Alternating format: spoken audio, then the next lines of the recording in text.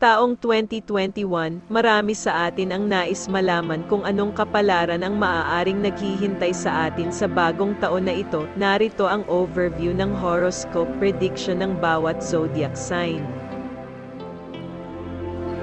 Ang Aquarius Astrology 2021 ay malamang nabibigyan ka ng mas maraming karanasan kaysa sa dati. Ang Saturn na nasa 12th house ay nasa iyong sign. Ang paunang ilang buwan ay maaaring makakita ng pagtaas ng pag-igting at maaari mong harapin ang ilang mga hamon. Bukod dito, ang pagsasama ng mahinang enerhiya ng Jupiter ay maaaring maging sanhi ng ilang mga issue sa iyong buhay. Bilang karagdagan, maaaring madagdag ang stress. Marami sa iyong pagpaplano ay maaaring hindi ayon sa naka-schedule na mga aktibidad, at maaaring humantong ito sa ilang pagkabigo sa una.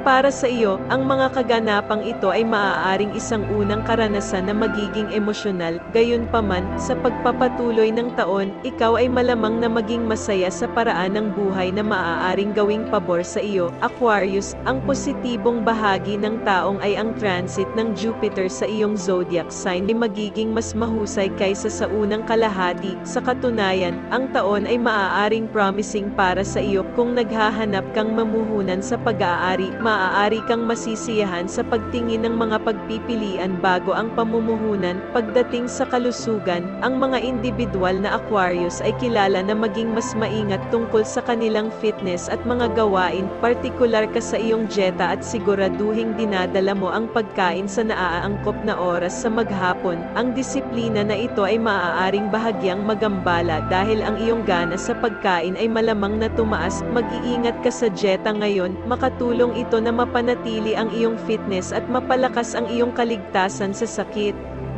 Sa mga newly subscribe, welcome sa ating channel. Atin pong tatandaan na ang general horoscope ay gabay lamang at ikaw pa rin ang may desisyon sa iyong buhay. Peace and prosperity to all. Salamat.